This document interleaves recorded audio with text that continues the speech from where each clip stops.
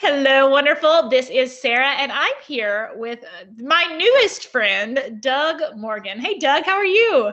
Hey, how you doing, Sarah? It's nice to be here. Awesome. Okay, so Doug and I have a funny story.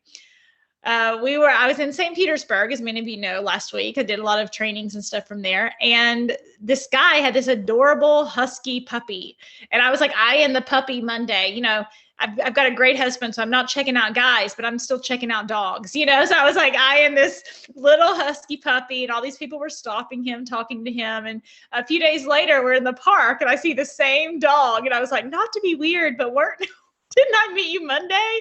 And he started this awesome conversation that has led us to here. How are you, Doug? I'm doing great. Doing great. Thanks for Yeah. asking. So tell us first about the husky. Tell us first about the dog. So Natasha, she's 15 weeks old. She is a handful, that's for sure. But very cute and lovable and very affectionate. So we couldn't ask for a better dog for sure. Oh, I love that. So we started talking, and it got interesting very quickly, right? So tell people a bit about your backstory and what makes you an interesting conversation in this conversation. Sure. I come from a very toxic background, you'd say. My father has been married 4 times. My mom left when I was 5. I've experienced sexual abuse when I was a child, physical abuse, mental abuse. Just my father's second wife or third wife, I'm sorry, was an undiagnosed bipolar for the majority of the time. I was kicked out of the house when I was 11. So I've dealt with a lot of toxic personalities throughout my life, but I found my way. I joined the military. I did 6 years in the military and Army. Did 2 tours in Iraq, came home, tried to get my life together, eventually met my wife, and then I went back to school, got my life together, and now I own a digital marketing company, WD Morgan Solutions. You can hit us up on Instagram at wdmorgan.solutions. That's our tag. So that's a little bit about myself. So I've been married for 2 years, sorry. Yeah, well, he was like showing pictures of his wife, and I was showing pictures of Ben. We were connecting that way too, and just from a place of being happy in a relationship and starting to talk about what makes for a happy relationship, even if you've been through trauma, right? Yeah, I mean, I think the biggest thing is loving yourself and putting yourself in a position where you can say that, or you could look yourself in the mirror and say, I like this person. Mm-hmm. And so it takes some work to get there, though. I mean, we beat ourselves up, and there's a lot of negative, I've heard it said that if you were to be a friend, like when you're talking into the mirror to yourself, or you're just talking to yourself in your head, if you were to have that same conversation with a friend, you wouldn't have any friends, right? Uh-huh. That's exactly right. And having that healthy conversation with yourself creates a better version of you to bring into your relationships. I completely agree. Yeah. Somebody could love you with all their heart, and if you don't love yourself, you're just going to think that's going to fall flat to you. So yeah. Now, you went through a divorce. I did. Yeah, and then you wanted to reset the trajectory of your future relationships. I did, totally. Yes, yeah, for this, yeah. This was after I got out of the Army. I hadn't sought. So I was going through some mental illness stuff. I was having panic attacks, and I knew that I should probably go and see the VA and talk to them about PTSD and things like that. But there was a stigma involved when I was in the Army. They tell you not to go because it affects like how people view you and whether you can get promoted or not. So I never sought that out. And there was just a stigma. I didn't want to be labeled as a crazy person. So not that I view that way now, but I did at the time. And so I sought out mental health treatment and sort of got into a routine. I saw a therapist and really dug into, why did this relationship go wrong? And the big thing was that I never, I never really thought about, all right, I just like this person, they're attracted to me, I'm attracted to them, let's get together, right? That's as simple as I thought about it. But it's really a lot more complicated. There's like, they told me to list 5 things about a person, that attributes of a person, not their basically their values, right? What kind of values or interests that they have that would match with yours. And so I listed those things down, and eventually that helped me identify that, all right, this is a viable candidate. Like when I met my wife, I knew that I was like, I better not mess this up, because this is like somebody that really really aligns with what I am seeking. So Absolutely. And I love that you said values before interest, because sometimes I think it's like, oh, y'all are perfect for each other. You both like hiking, and hiking is great. But with 2 o'clock in the morning, when someone's vomiting, or there's laundry to be done, or there's a career change, or we have a crisis like we did with COVID, both enjoying hiking is not enough. That's completely true, for sure. Mm-hmm. Extracurricular activities do not get you through the tough times, right? The values do. So yeah. So what are some values you had on your list? So I wanted her to have, so, I come from a Christian background. So I'm not somebody that's in the church per se, but I do believe in that core value set. So somebody that comes from that sort of background. And so my wife was raised Catholic, so that was a little bit different than I was a Methodist, but, that was very similar. Do unto others as you want done unto you, and be friendly to your neighbor, don't lie, all those things, right? Treat people with kindness, and work hard, and work ethic was a big thing. Having an artistic side, I think that helps. That I do, and I think that if you have something like that, it helps to identify with people. I'm an athlete. I played basketball in high school. I played a little bit in college, and so doing physical things is something that I find enjoyable. So I wanted that as well. Not necessarily any particular thing, but just wanting to do that, not being somebody that wants to sit on the couch all the time. And then just financial. So this is something that I didn't have, but I wanted help with, kind of, like, financial literacy, having a good structure when it comes to that. And so, my wife's taught me a lot in that regard. And, my credit score is here to thank us. So. That's so fun. Yeah. Well, I love, because you kind of talked about a lane, but there was some like bumpers in the lane that you could kind of swing. So it's like you wanted someone, and you took a holistic approach. It wasn't like, okay, they have to go this type of church every Sunday or whatever, but there was kind of a bumper approach that gave you some flexibility without compromising. Yeah, I think that's a good way to put it, for sure.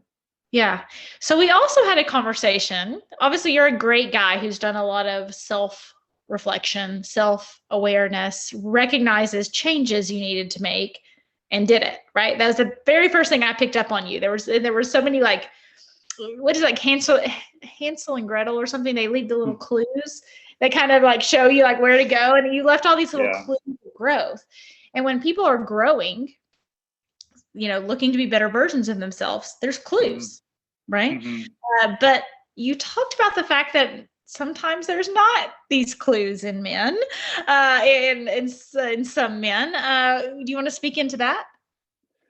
So, yeah, I think that there's some things there's some issues that are underlining in men that us as a culture, like high level, I think men have a problem with purpose, right? We don't have a purpose. It's not something that the society really preaches. If you're consuming all the stuff on social media or even mainstream media, it's just seeking happiness, right? We're seeking happiness, which is short term, and you can't really.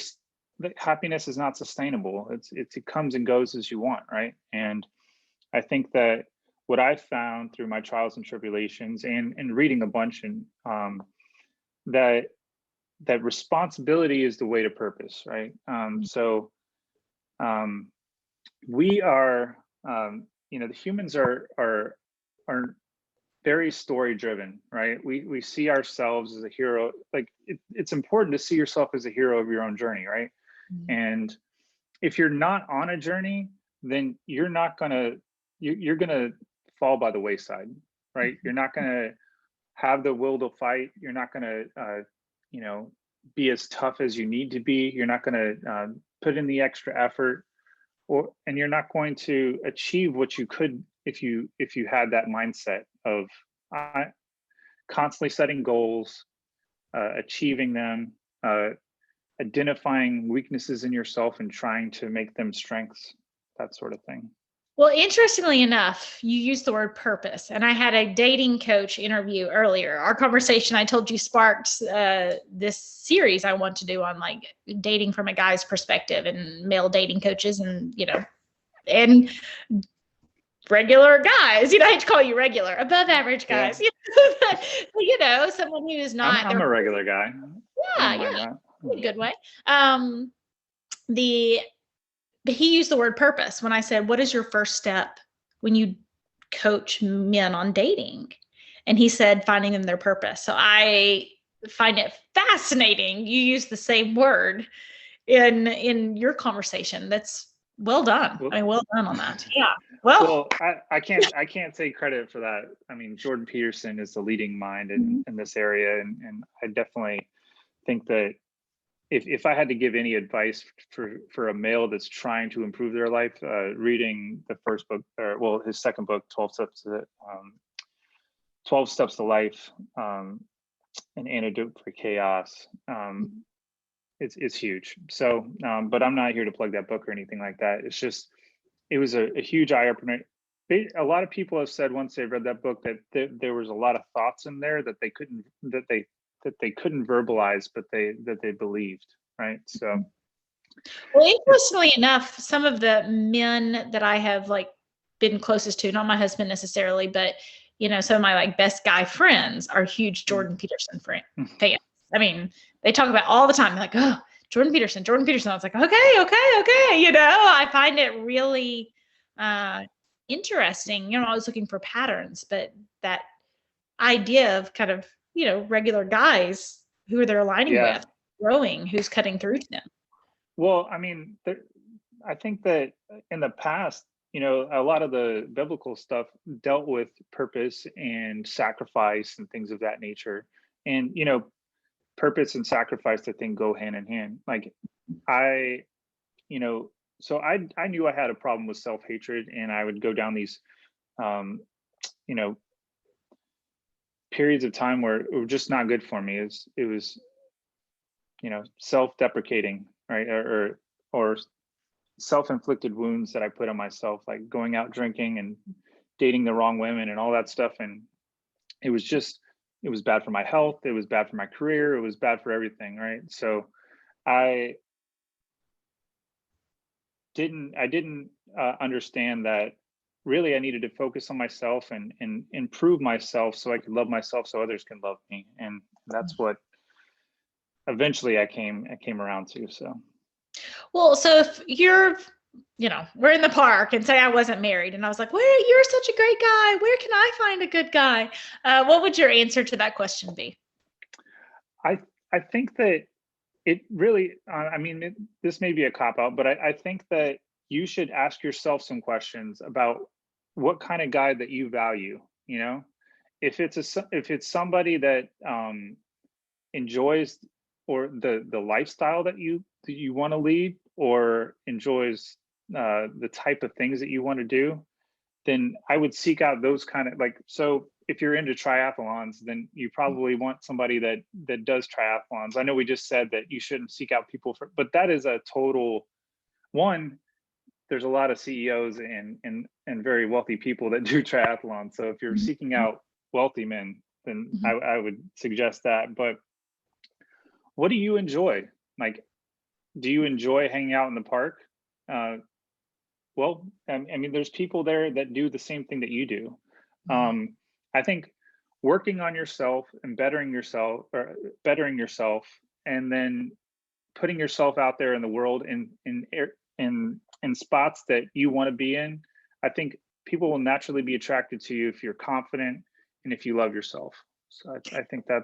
Well, what's interesting is since we've had our conversation, I've asked every guy I know that question, like my friends, these dating coaches, I'm in this huge like coaching network of people. So when I say, hey, I want dating coaches on my podcast, like the next day I have like 3 signed up because everybody wants on here, And so ever since you asked that, and every guy says the same thing, whether you're a dating coach, whether you're not a dating coach, whether I ask, married guys the same thing. There's this guy from that I met in St. Petersburg from Argentina, and he and his wife are there. And I said, hey, I'm just curious, where would you find it? And he said, and it's interesting, many of the men talk about something being active, really looking for like some type of activity, even if it is a walking group or running group, triathlon is like, whoa, but something along those lines, and very interesting. For sure. Yeah, like if you're a runner, Running for Brews is a good group, right? So there's this club in St. Petersburg called Running for Brews, and they do 3 miles, I think, twice a week or something like that, and they all meet up for a beer afterwards. Well, and if your ankle hurts, show up where they end up. You're still seeing the same people. You're still seeing the same guys, and open for that conversation. Yeah. Yeah. If you have we're talking about solving problems, let's overcome them, right? Let's make excuses, right? Because I can hear people say, well, I can't run 3 miles. Well, I can't this. Well, do you know where the 3 mile runners end? I think that's just, for sure. I think that's just an example though, because maybe that's not your bag, maybe that's not something that you want to do. You're all right. Running's boring to me, right? Okay, join. There's kickball leagues that you can join. There's a bunch of activity-based things that you can join to and get involved with the community. Like, I'm not, a super religious person, but if you want to, there's lots of people that meet people in church because it is a community, right? And you meet somebody and you tell them your story and they like you and they become an advocate for you. Right. And they say, I know a great guy. Yeah. And a lot of, right. And there's a real theme to this. I've up to this point. Now I know this is a new conversation in, my journey because we just met and, but I'm very diligent. Like when I come up with a research project, I'm all in. I've not had a guy say a dating app yet. The guy's never mentioned. Because I think hookup culture is definitely tied to the dating apps for sure. And the dating coaches are not saying dating apps, which I find interesting. Well, I don't think it's very I never wanted to say I met my wife on a dating app, it's just, it's kind of cringy if for me, not that I'm judging anybody, because I'm sure that there's lots of people that found love out there, but technology is something it's great. I use it to make a living. But connection is something that we're missing. And I think community without technology is something that we should seek out and cultivate. And so I think that technology is not the solution to everything. Yeah. And again, there's some people who do meet on dating apps, but I do find it interesting that when I ask guys that question, that is not their answer. I think that's noteworthy, right? I do think that's worthy. And they also, there's this whole conversation. This is kind of silly, but it's like, how do I meet a great guy? Well, how many people are you meeting? Are you meeting people in general? And there's this disconnect. And when I was dating, gosh, I was my goal was to see how many new people I could meet at the time. Because I had read that it's when you think about, if you're building a business, you need to be having new conversations. You need to be networking. It's well, 100%. Building a life. If you don't have the people that you want in there, you need to be networking. You need to be meeting new people. 100%. It's a holistic approach too. If you want to meet men, I wouldn't say just look out for friends in general, and men and women, and expand your social group, because it might be some new friend that you meet that invites you out to some place one night and then you meet somebody, right? I met my wife because I just happened to message somebody on a Halloween night, and one of my friends, who happened to be Julie's sister, I didn't even know Julie existed, right? Uh-huh. And she was like, sure, and we met up and we had a drink, and I met Julie that night. So it was in the cards, I guess. But if I wouldn't have reached out and made the effort to hang out, like I wasn't reaching out to the actual person, but she was the one that was said, this guy's a great guy, you should consider him. So Yeah. Which is a lot about you, that somebody would recommend you to their sister. I think that speaks quite a few volumes about you. So there's this belief, I think, that many girls have, that like guys should take the lead, which is fine in some examples. I'm not aligned with that. But what I see with women dating, if they've been hurt, they kind of have this idea that like they could just like be like this, and then guys are going to like just magically have the key and open up their personality, which I feel like is very threatening to guys, and unfair. Like, speak about it. Social cues are huge, right? So if you're not putting off an inviting persona, then it's going to be hard to approach you. So definitely in like a bar or a restaurant setting, and a lot of people meet in those areas. I'm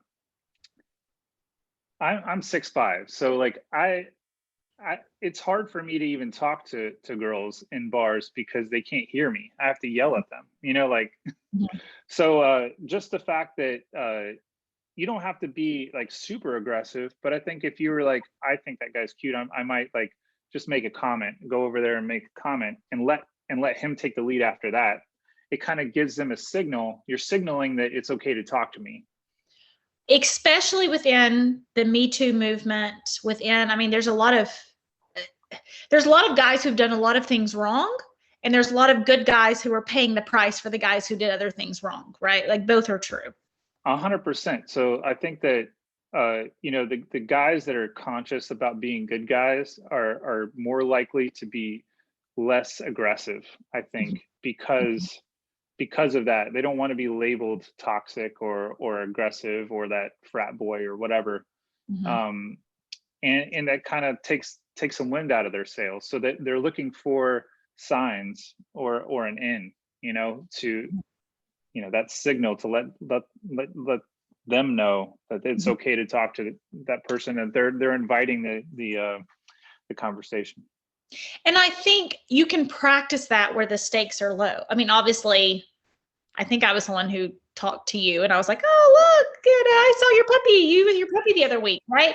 And obviously we weren't trying to pick each other up. It didn't get sketchy, but like that would be the exact same thing you would do if I had been trying to pick you up. Like that's the exact same thing. 100%. I think it definitely helped. Like that's an in. So a puppy is an in. So if you're a guy out there and you're looking for an in, and you don't have the aggressiveness to go talk to girls, and I think that the puppy helps. I mean, it doesn't help me, I'm already married, but it does socialize the dog, so that's good.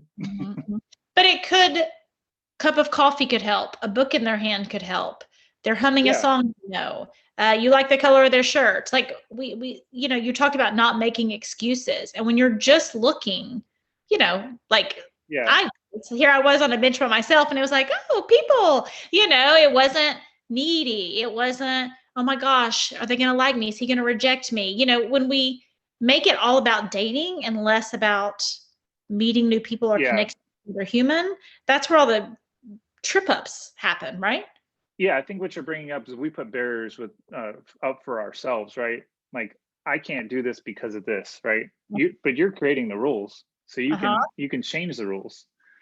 If you see a guy, okay, like maybe you're into tattoos, and like I have a tattoo. Lots of people come up to me and say, "Oh, I like your tattoo," and it's a conversation starter. It doesn't have to be anything sexual or anything like that, but that's an in, right? Or I like your shirt, or I like, like a little compliment goes a long way, and a small compliment that doesn't have to do with your looks, that can be a soft in, I think.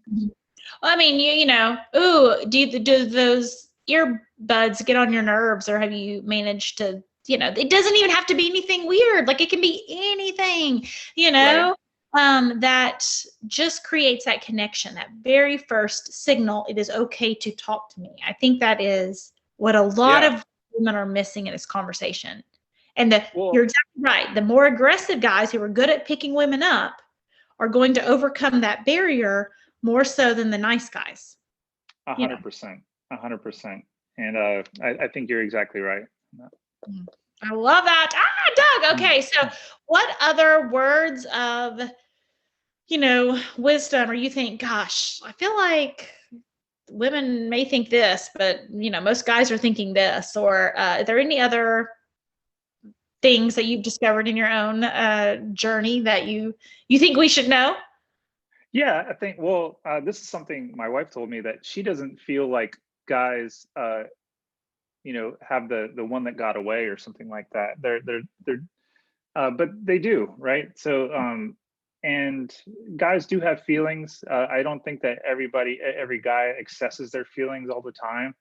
And a lot of guys aren't verbals, so it's hard to communicate that. But guys do have a sensitive side. And I think that, it takes a lot for them to express that, because they don't want to be labeled as soft or anything like that, So I think just have some, no guy's going to be perfect, and just find the essence of what you want in a man. And like, if he is the right one, then he will become the man that you want him to be over time. I think that's the best advice I can give.